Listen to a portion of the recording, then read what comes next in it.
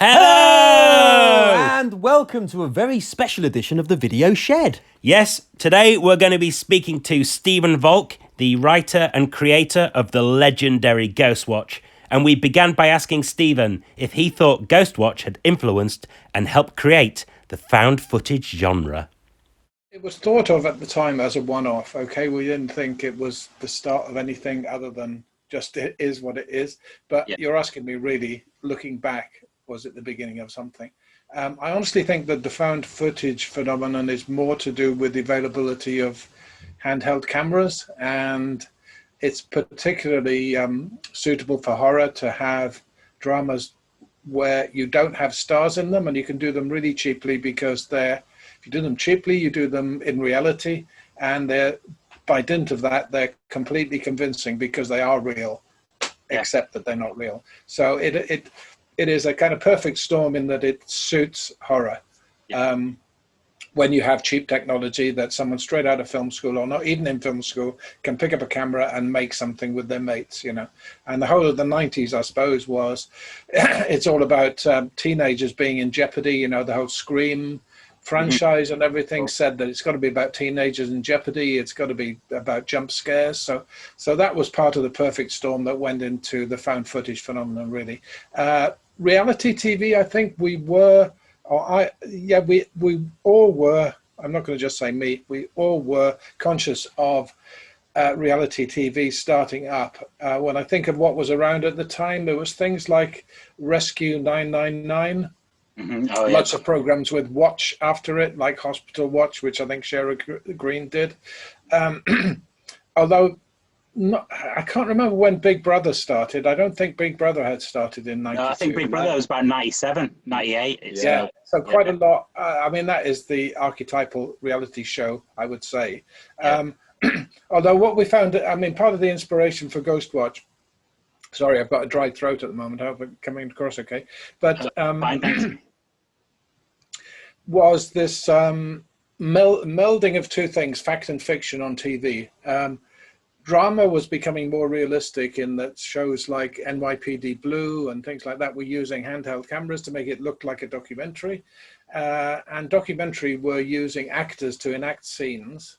You know, someone falls off a cliff, oh, let's see a little thing with an actor playing that person. And then the person who did fall off a cliff tells you what happened to them, you know? So all the rules in a way were being kind of broken and messed up. And that was the climate at which I think in the back of my mind, with hindsight, we were thinking, what do you trust? Do you trust that this is a drama that looks like a documentary or a documentary that looks like a drama? Everything was being blurred, you know. Yeah. Was it a hard sell in terms of, you know, when you first took it to the BBC, did they go, oh yeah, we'll make this, or did you have to really kind of... Well, it was first pitched to the producer, Ruth Baumgarten, as a conventional drama series about a psychic investigator who gets wound up with an investigative film crew, if you like. So in those days, I don't know whether people remember it now, but there's shows like Panorama, World in Action, where there's a kind of foot in the door journalist that is investigating some expose. The idea is that someone like that, by happen chance, comes across a haunted house, and there's a relationship with a scientist that's investigating the haunted house. So you got chalk and cheese characters that investigate it. And it was first planned as a conventional drama in 5 parts, and the BBC wouldn't commit to a supernatural drama in 5 parts, even though they've recently done Edge of Darkness, which was quite a wacky thriller, but it was still kind of grounded enough for the BBC to do it. But the BBC wouldn't commit to a 5-part spooky chiller, you know, in the realm of ghost stories, that kind of thing. So the producer saw that there was a slot going for Screen 1, which was a 90-minute single drama slot, usually on a Sunday night, actually. So she said to me, would you think of it being a single drama? And I said, well, we've got 5 hours of plot that I've worked out. And then it dawned on me to do the final episode, which was always going to be a live broadcast from Haunted House, was the part 5 of the drama.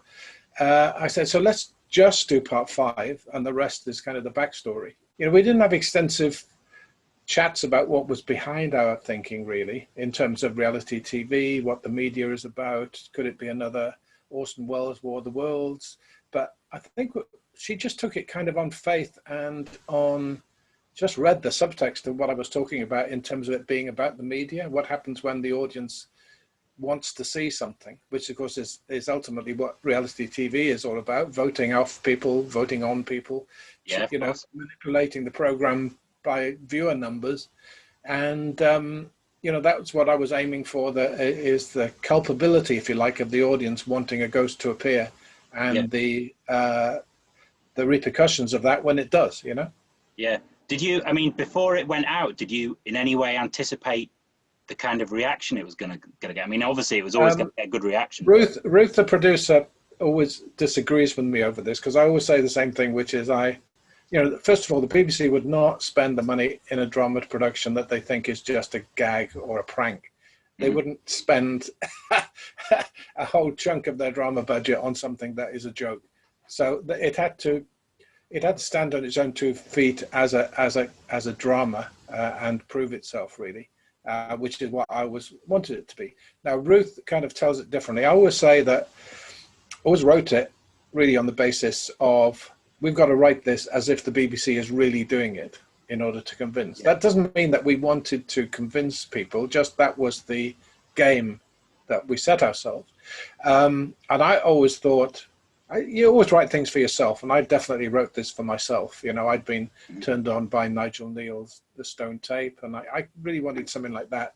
And I thought if it was me, I'd probably watch for like 5 or 10 minutes, be a bit mystified, and then it would dawn on me, oh, hang on, this is a very clever way of just telling a ghost story. But that's fine. I'll just keep watching it, and now I get it. Let's see what happens. That's really what I kind of aimed for and expected. Ruth disagrees with that and gives a kind of wry laugh and says, no, we always knew the shit was going to hit the fan, or if we weren't careful. So she kind of undermines my integrity on that one to a certain extent. But if you balance between those two things, the truth is probably between those two opposites. Up front, I mean, I was blessed with a director, Leslie Manning, who's a good friend of mine still. And I say still as if we wouldn't have been, but anyway, still. And she got it from the get-go, which was marvelous. She knew that it really was on the page what it needed to be, but not all directors kind of get that necessarily. Some want to show off, be overly clever, or just want their show reel for Hollywood or whatever. But no, I was lucky enough to have a director that says, no, what does this need to be in itself, and it needed to be real presenters, and you had to gamble the fact that they weren't professional actors with what you'd get from the fact that they were known people, and that always worked splendidly for me, really. I mean, I didn't know going in that Parkinson would be so good. I think we lucked out there. I got a phone call one day saying that Sarah Green was going to do it, and that Mike Smith had surreptitiously read the script and said, can I be in it? Can I be in it? So Ruth rang me and said, is there any way he could be in it? And it was a really quick kind of yes, because I don't know why it was so quick, but because you immediately, something like that usually throws you as a writer. You think, oh, is this going to mess it up? But I could see that having one of them in the house and another one not in the house, would immediately add to the jeopardy. And also a well-known TV couple. So it's kind of like a surrogate family for the viewing audience, and that's kind of what it was all about. I mean, in some respects, the scientist that's embedded with the family is a surrogate family for the kids, but I also wanted this to riff off that in the sense that we, as the viewing public, also have our surrogate family in the TV presenters that we feel akin to. I mean, at times I think I see more of Andrew Marr than I do my relatives, or certainly some people on the box that I see more often than close friends. And I wanted to kind of that's one of the things I wanted to play with, really. Because that was one of the areas where it kind of seemed to annoy people at the Daily Mail afterwards, isn't it? Because Sarah Green was sort of known as being a children's TV presenter. And I think a lot of parents decided, even though it was after the watershed, I'll let my little kids stay up late. I honestly don't think they didn't. That wasn't a conscious decision to go for a children's presenter. I think she was doing adult programs mostly by then. I don't really know. It was, it wasn't a deliberate thing. I think that combined in people's minds with the fact that the number to phone in was the number that was used on a Saturday morning show. I think I still remember that number off by heart just from watching Going Live when I was younger. 081 811 8181. Oh yes, of I course. could be wrong, but I'm sure that's what it is. Yeah. So, do you think a show like something like Ghostwatch could work today? Well, the nearest thing I can think of is the Inside Number 9 Halloween episode, where what they cleverly did on that, and I know Reese Shearsmith, and when I knew he was going to do live Inside Number 9, I texted him and I said, "Oh, could there be a little reference to Ghostwatch in there? That would please me." And he said, "I don't think you'll be disappointed." So anyway, that was a nice kind of nod. I think the whole thing was a kind of nod to Ghostwatch, to be honest. Yeah, definitely. We were just talking about that about 5 minutes before coming on here. What was clever was the texting and things in there, that they kind of accommodate an extra level of people being involved with it. But whether Ghostwatch could be done now, I don't think they would allow it to be done, first of all. Secondly, I think it would be physically difficult to do because people would be texting really quickly about everything. Thirdly, I think so much has happened in the last 28 years that the impact of something being fake, we live in an age of fake news, everything's fake. So the whole landscape is different. So I'm quite happy to live with the idea it's embedded in 1992 and kind of lives there with all the things, the paraphernalia that's around 1992, rather than the idea of modernizing it. It's funny, a guy called Jed Shepard interviewed me and said exactly the same question: would you do it now? And I said, I don't. The point about Ghostwatch is I did it then because it occurred to me to do it then. I like the idea that it wouldn't occur to me how to do something now. It'll occur to somebody else, and I wouldn't have seen it coming. So it's and Jed was executive producer of a new film that came out recently called Host, which was a séance done on Zoom. So it was a horror film, found footage film done on Zoom, incredibly successful. The director really pulled it off cleverly.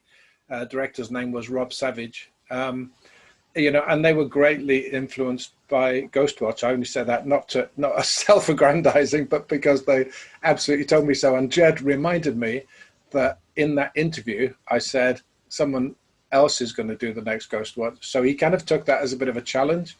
So in a way, from Ghostwatch came Host, in the same way that me watching the Stone Tape in 1970, whatever it was, kind of lit a bit of a bug inside me to do something like it that became Ghostwatch in 1992. And I love that idea that in the genre, you kind of pass the baton to other people. Do you want a cupcake with an eyeball on it?